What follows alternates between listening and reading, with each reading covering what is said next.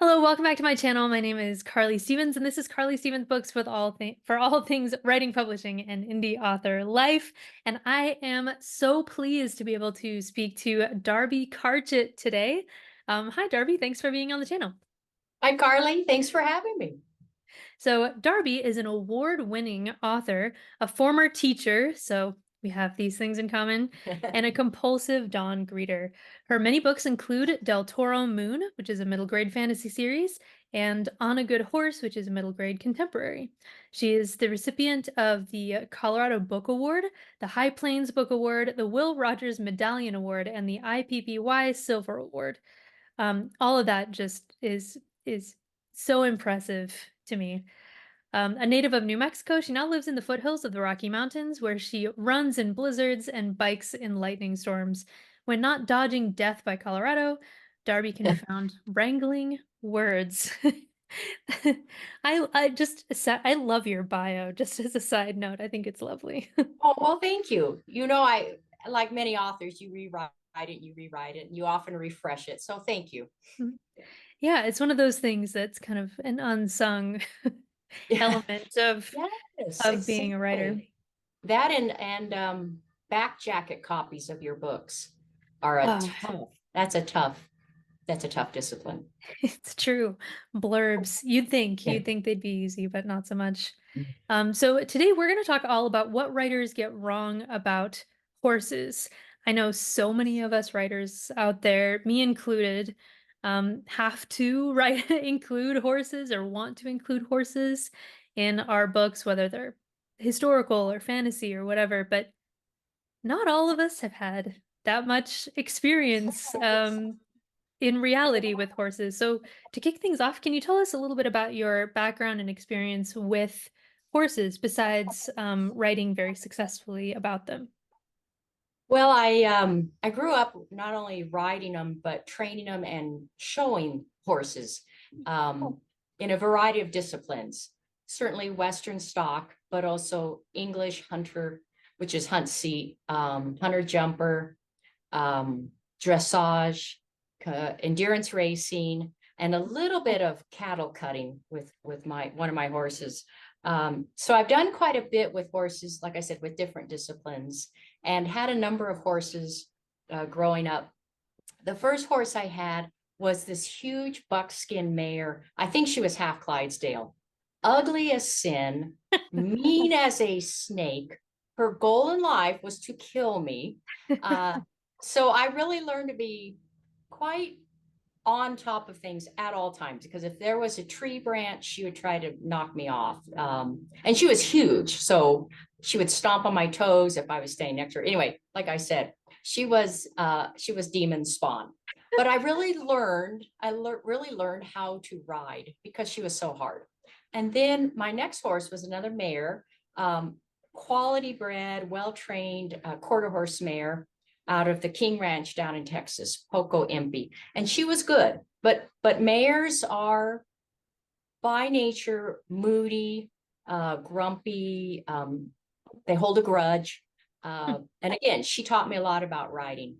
And then when I was in, I think upper middle grade, maybe early high school, I got Bo Bardriff, which was my half Arab gelding. And he was a prince of a horse. He could do anything, Western, English, endurance racing.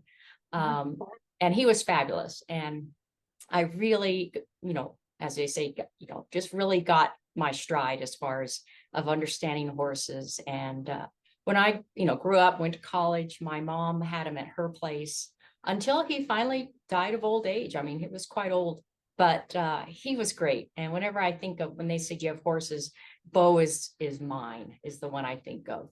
So, in fact, I think I have pictures, really old ones, back before digital. So this is Bo.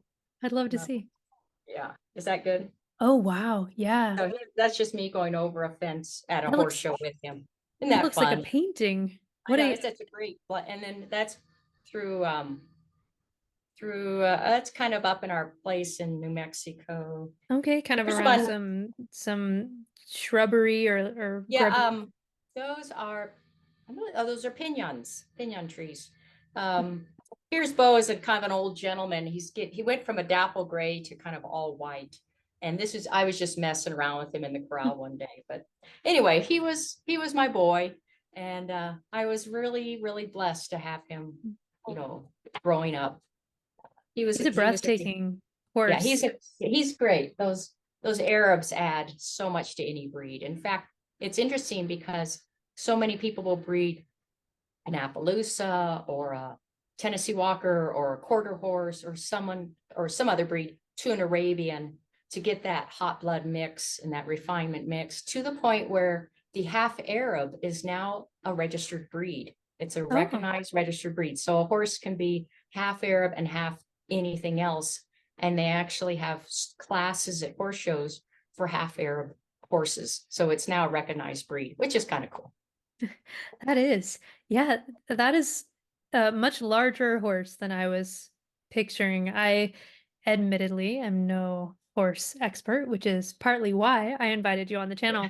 But it, when I picture, the horse breeds that I'm able to picture, Yeah. Arabians are pretty small, right? Like They're kind of well, thin they're or short. a little smaller and more lightly built. They're real Okay. endurance athletes. But Bo's quarter horse side gave him a little more bulk, a little more strength, while keeping that refined athletic Arabian side. So it's a great crossbreed. It's a great you have really good hybrid vigor between the two breeds. So, and he was not as big as Athena, the horse from hell. So That I would not want to spend time with a horse from hell, but I guess it's one of those things like which orator was it who said you need to practice with the marbles in your mouth, and then if you can do that, then yeah, you can do anything. That it sounds like that was kind of yes, your yeah, yep, trial by fire. If you can do yeah, this, then you can handle any horse. exactly right. You kind of start at the bottom and work your way up. So speaking of the different horse breeds, since you've already described a couple of them, what are some of the major categories or breeds of horses that you think riders should be aware of? And are there particular um, like breeds of horse or categories of horse that do different jobs? Are there should we keep in mind that some are more work horses and others are more distance horses, or walk us through some of the basics of that. I know Sure, there's quite a lot, but um, what do riders need to know? sure. Well, and let me just say, Carly, most riders who are writing about horses get it correct. They Hmm. do their research. They do a pretty good job, I got to tell you. And especially if they're writing contemporary books that are horse books. I mean, they always nail it because for most part, they're horse people. They grew up. I see it a little bit more in fantasy where because maybe so much fantasy they might no not yours but they might set it in times before you know the mechanized transportation. They have to have horses, and they're sometimes that can be a little wobbly. But for most part, I'm always impressed how well non-equine people get it right. So kudos to everyone who's out there doing the research and making sure they're getting that authenticity in there. But a couple of things I do see quite a bit, and I actually see it in movies too. Um, and I want to come back to the breeds in just a moment. In fact, let me segue back to your question about the breeds, and then we'll go into misconceptions. Um, there's a lot of horse breeds, just like there's a lot of dog breeds. And if you want to very informally, and this is not a formal designation, but informally, there's what's called hot bloods, warm bloods, and cold bloods. And hot bloods are the performance, um, agility, endurance athletes of the horse world. So probably the two most famous breeds would be the Arabian and the thoroughbred. And so if you are writing a book and your people in the book are traveling long distances, think more Arabian and thoroughbred as far as breeds go. Then the warm bloods, which I always think of as more of like if you took dog breeds and you had, say, the working class or the sporting class of dogs, The warm bloods are the same thing with horses.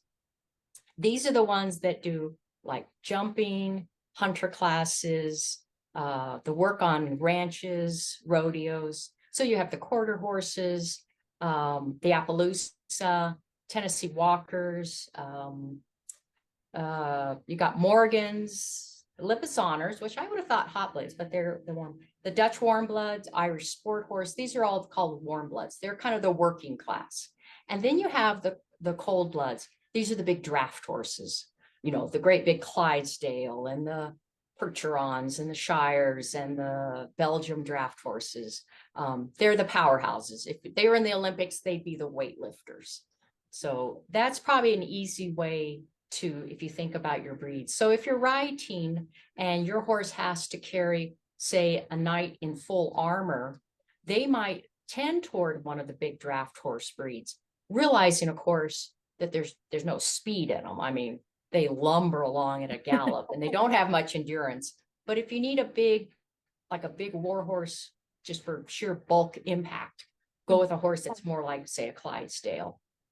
If you're looking for some horse that's agile, say in a battle situation, then you go for like a warm blood. And then, of course, if you're doing long distance fleeing from the enemy, you're going to want like a hot blood. So I don't know if that helps any, but that's kind of a way to think about it as a rider. Yeah. I think it absolutely does. And I love that, like, you're clearly a writer in the way that you answered the question. You know, you broke it down one way and then you went back up the other way, but with you know, sort of a fantasy war in mind. And of course, for many of us, that is the way that we would try to fit Right. in that information into, you know, into what we're doing. So that's just fabulous. So what are some of the misconceptions? You said that people very often, maybe authors, get this right, but in movies and TV shows and other types Yeah. of writing, what are some common misconceptions or mistakes that you see people making about horses that tip you off to know that they've really not spent time with them? Well, I'll tell you one, and I know this sounds weird, but I see it more in movies, of course. It's they have horses neighing like all the time. And horses like, and then they pan the shot over and the horse is half asleep under a tree and it's supposed to have just neighed. Well, a neigh is almost like a trumpet sound. It is loud. It's meant to carry long distance. It's the sound horses make when they're calling for another horse or they're calling for something that's lost. It is not a normal sound for a horse. So every time they have horses neighing, I'm going, seriously, seriously. And then my husband has to listen to me do 20 minutes of why a horse wouldn't neigh. Anyway, probably the most common sounds that horses make, though, are things like what's called a wicker or a nicker, which is like a low ho, ho, ho sound, like a low chuffing sound. Or they snort through their noses. Or if they're breathing hard, they blow. Horses can't pant, so they only breathe through their noses. So if their ribs are rising, falling, and they're breathing hard, it's coming through their nose. So sounds is one thing that always kind of bugs me. The other one is they often always portray stallions as hyper aggressive at all times. And stallions are really only super aggressive when they are protecting the herd from another stallion that's trying to take it over. Then they have fights. But a lot of times, stallions will even make friends with other stallions. I mean, they'll pal up. And young stallions will often form what's called bachelor herds. And so they'll just hang out with each other. So stallions are not always aggressive, although, you know, they have that tendency. Now, mares, extremely temperamental, moody, they're petty, they pick on each other. It's like junior high girls at all time with mares. But the lead mare is the one who leads the herd. It's not the stallion. And she's boss lady, and what she says goes. So that's something that sometimes people get a little off in writing.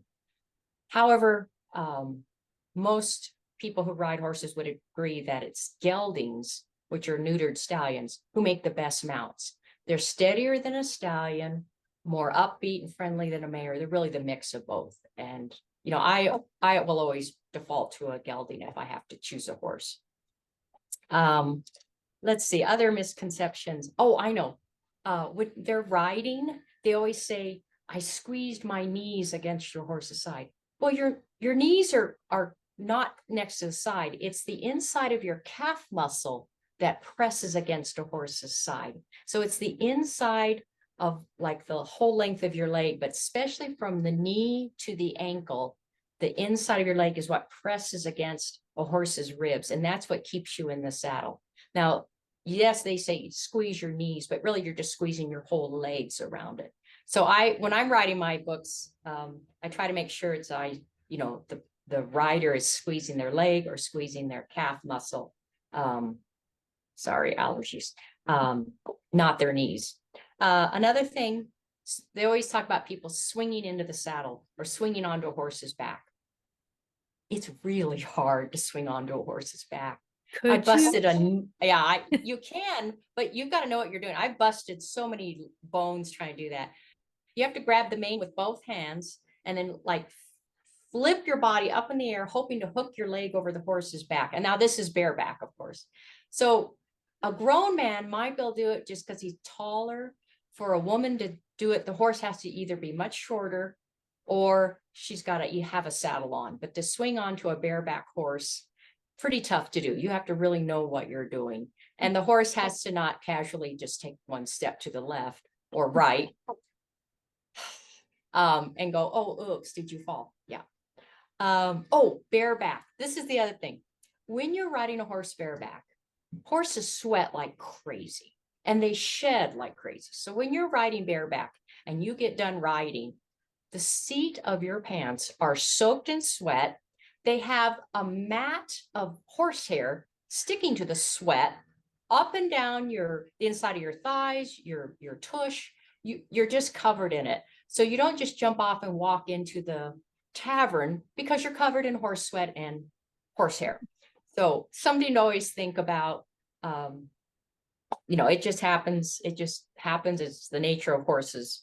The other thing I notice a lot in books, although not so much fantasy writers, but contemporary writers, they'll often capitalize the color of a horse and when they write the name out, and you only capitalize the breed. So you would capitalize Arabian, Andalusian, thoroughbred, quarter horse. And my editor and I went round and round because bless her heart, I had written quarter horse in one of my books and she kept lowercasing quarter and horse. And I finally said, no, that's the official registered name of the horse. Q is capitalized and the H is capitalized. Oh, even the H.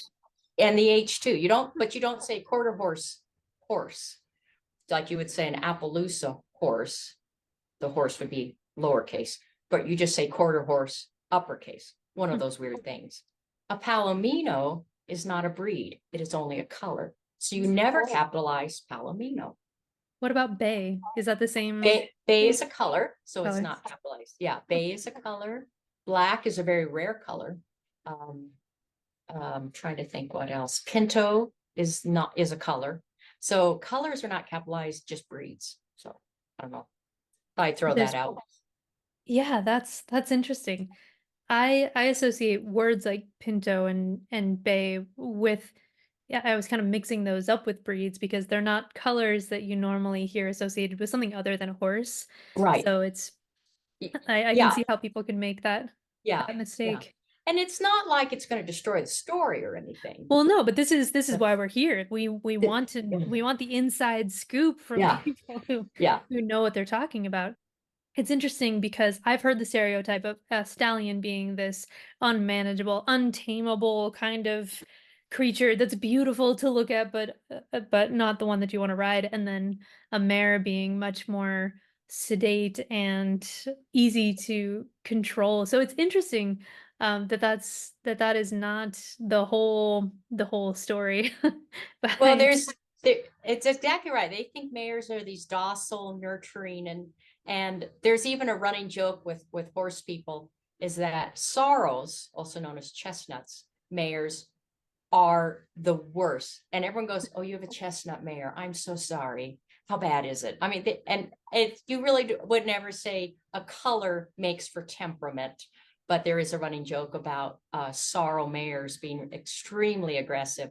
So in my Del Toro Moon series, which has talking Andalusian horses, the mare Isabel is exactly like that. She's feisty. She doesn't take any grief from the stallions. So that was kind of fun to incorporate that. Right, getting that personality in there. So something that people very often have to people like me have to look up is how quickly people can cross distances. In my fantasy series, there's the Tanuan Academy way up north, and then there's the capital that's down south. And if you're traveling, it takes about 2 weeks. But Oh, I wow. cobbled together like what if you're walking and then if you are able to ride part of the way. So anyway, all of this is leading to um I'm wondering how fast and how far can horses actually travel? How often do they need breaks, or you would need to maybe switch to a different mount to keep going? Can you talk us through some of that? Sure. A horse can travel, and this is a horse in fairly good shape. Okay. Um, 25, 35 miles a day, especially if you're going to ride every day. So much more than that, and they get pretty worn out. Um, they can go about, and I jotted this down. Yeah. Um, as far as speed goes, um, they can gallop, which is a not quite a dead run, but they can gallop about 1 or 2 miles, and then that's it. They need to stop and catch their breath. They're not, thoroughbreds go about 2.25 miles and they're done. So it's not that a horse can't go long distances. They can't go at long distances at full speed. So they Mm, can go, and a gallop is about 25 to 30 miles per hour. So they're hustling. But after about 2 miles, they're going to stop, and they're called blown. And a horse is blown is when they're really pooped, and they're gasping, not gasping for breath, but they're really breathing heavily. So they're blowing. Now a trot, which is a 1-2 beat, one trot, trot, trot, trot. They can go 20 miles without stopping. I mean, mm. because it's easy gait on them. It's like marathon runners jogging. They can just go and go and go. And a trot's about 8 to 12 miles per hour. Now, it's an easy gait on the horse. They can handle it for a long time. It is murder to ride. A trot just knocks your fillings out of your molars. It is rough. And even experienced riders sitting a trot is pretty hard. So they'll either post, which is where you lift yourself out of the stirrup every other stride. So you'll often see English people kind of doing this kind of motion when they're trotting. That's a post. Or they stand up in their stirrups, and you can just stand in your stirrups, like standing on the pedals of a bicycle while it moves underneath you. So you can do that at a trot. A walk, which is a 4 beat gait, slow. It's about 4 miles an hour, but they can go forever at a walk because they're just walking along. So I don't know if that helps. Um, Is a canter in between a trot and a gallop? oh, Or I'm glad you asked, because it's interesting. There are a couple of words that people who ride English, is which English like you would see in hunter jumper, fox hunting, or Western, which you see out here in the American West. So if you're riding English, a canter is the same as a lope. And if you ride Western, you lope. If you ride English, you canter. They're a slower, more relaxed pace than a gallop. So there's a run, top speed, then there's gallop, then there's canter, also known as the lope, which is just a real easy 3 beat rhythm, easy to sit, harder on the horse. Um, and then if you ride English, you call a reddish horse a chestnut. If you ride Western, you call a reddish horse a sorrel.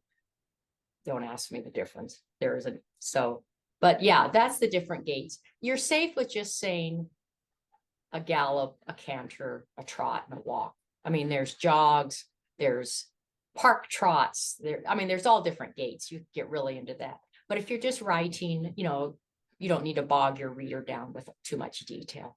Um, but it sounds unless like you're it could be useful though if you're writing contemporary or historical, something that is more grounded in our actual world, that to be aware that there's different terminology for English writing versus American writing, and some of those Yeah, differences. So I think that's a useful just flag to put out there. Like double check this is the yeah. right terminology for a rodeo versus a fox hunt. There you go. Very Very good. Yeah, very good.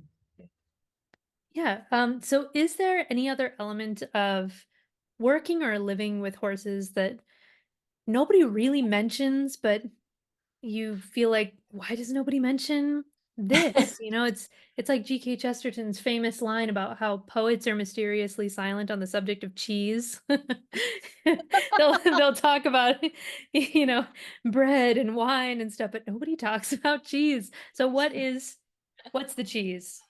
Um, yeah, there's a couple things.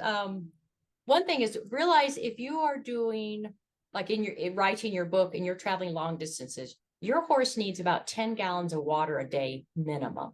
And Whoa. so one of my books, they had taken a long 3-day journey over the Sangre de Cristo Mountains from southern Colorado to northern New Mexico. And I actually had the characters out with a map planning water stops and how far they had to travel each day because you have to balance it between how much can a horse carry? Can a horse carry all the water and feed they need? Probably not. So you have to balance that with is there going to be any grazing for them? Most of the grazing here in the West is pretty poor. So do you need to bring extra high energy grain with you? Will there be adequate water at the different stops? So I always think planning in water stops for the horses kind of adds a nice realistic element, even if you're writing fantasy. So Of of course, course. if you're writing fantasy, your horses could have supernatural powers and don't need water. I don't know, but But I think a lot of us fantasy writers want to have realistic yeah. horses. It's an alternate world, sure, but almost everything is going to have that kind of Well, groundedness. some of the realistic touches, even in fantasy, you can add on is first of all, realize this is a 1,000 to 1,100 pound animal that's huge. And first of all, sometimes is not aware of where he or she puts his hoof. And I've broken so many toes because the horse just stomps his hoof down, even if you're wearing boots, and then leans on that hoof while you're laying on the ground with your foot pinned, screaming in agony, hoping he gets off your foot. So horses tend to do that. And I'm not convinced that they don't do it on purpose, but that's just me. The other thing is especially if they're breathing hard, they sling and snot. And so there's always horse snot on you and horse sweat. And that's just part of being around horses. They're big animals, big, but they have incredibly sensitive skin and incredibly sensitive feelings. And the slightest pressure is a signal to them. Even if you shift your weight half an inch on from one buttocks to the other in the saddle is a signal to your horse to turn or to stop. So they're incredibly sensitive skin. They don't like their noses touched. In so many books, I have people go up and pat horses' noses, and horses do not like that. Oh, If you're going up to it, they will if they know you, but they would prefer that you scratch them under their chin because that's where flies bite them. Or if you offer your palm to them, let them lick the salt off your palm to get to know them. One way to greet a horse, especially if it's a strange horse, is blow softly into their nostrils. And get your scent, and then they sniff you back. And that's the beginning of okay, I'm getting to know you. That in horse world, that's a polite way to greet a horse. So try it next time you're around horse, unless it bites you, then no. And they do bite like crazy. The other thing horses do, they swish their tails, and their tails have this strong wiry hair, and they will slap you across the face, and your eyes are burning because you just got nailed in the face. If you're on their back, and sometimes I used to ride bareback in the summer just in shorts and t-shirt. I'd ride my horse down to the Rio Grande River to cool off, and he would swish his tail and it would leave welts on your legs. So they're big animals, and they're not without the ability to hurt you. But of course, all of us horse crazy girls are like, oh, he didn't mean to. He was a fly. Oh, that's the other thing. people don't realize how much work horses are. You have to feed them twice a day, make sure they have access to clean water all the time. You are always cleaning horse manure out of the corral or stall. Horses by nature are grazing animals. So they're hardwired to poop and then walk away to the next valley.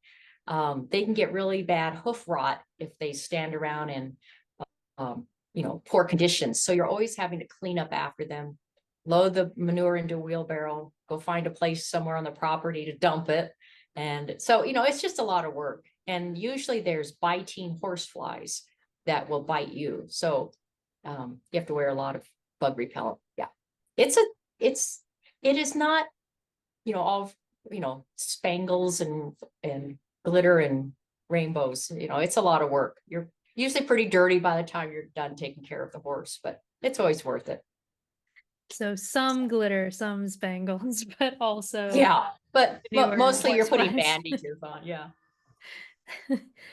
So you mentioned the in addition to like water and feed and all that, what else would you say is necessary, kind of going back to that journey idea, to bring with you? Would you be okay if there was pasture to graze or, at least grazing areas and then fresh water? Would you need to bring like, I don't know, what other items would be really good for the care of the horse to actually take with you on some kind of exodus or journey?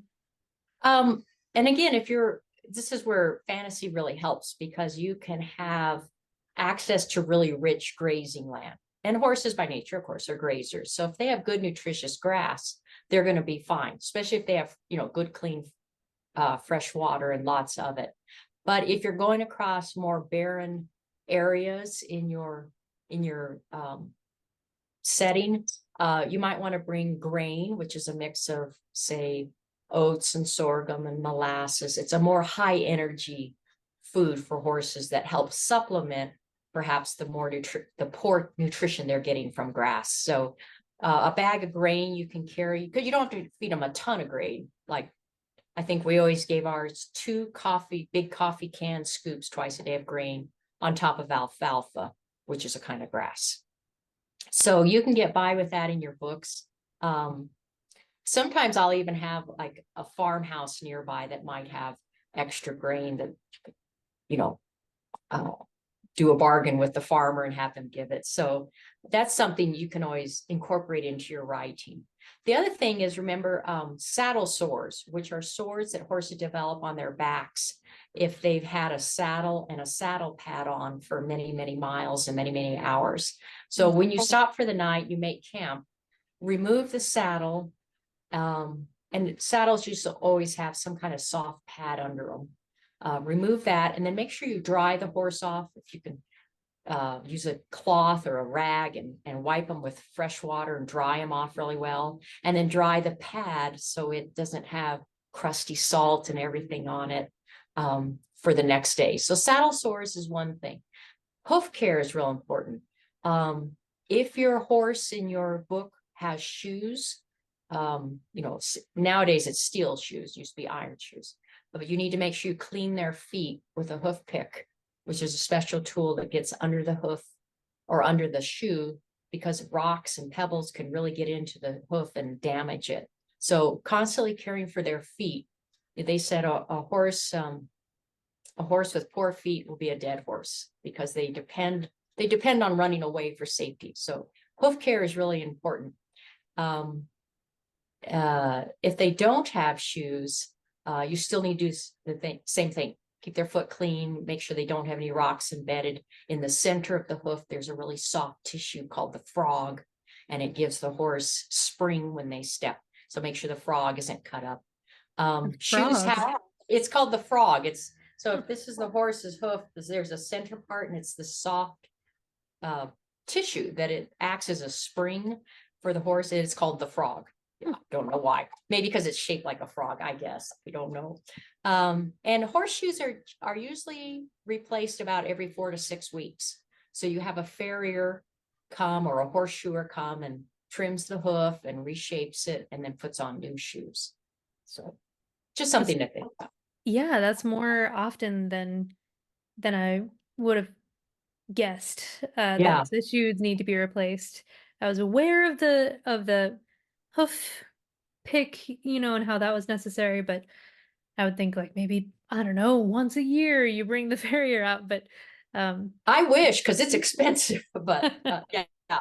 And if our family had, I think at one time we had 4 or 5 horses, and so having him come, every 4 to 6 weeks, it adds up. It's an expensive hobby for sure. Yeah, well, thank you so much. This was fascinating. It definitely added to my knowledge of horses, and I'm thinking back to what I've done in my previous books, and I'm like, well, I could have added that, but yeah, it's really going to be helpful for me moving forward with projects of mine that have horses, and I hope the people who are watching out there will uh, really learn a lot from this and be able to apply better information. Information is power, as we're writers. So for people who are interested in your books, where can they find you and your work online? Oh, well, and before I start, I do want to tell people before I do that, don't be Oh. afraid to write horses and ride horses, because everything you need to know is online. You can always do a quick Google search, and people love to talk about horses, so you can even just contact people directly. They love it. People can find me at darbykarchut.com. Facebook, I'm at Darby Karchut, and Instagram, I'm at Darby Karchut.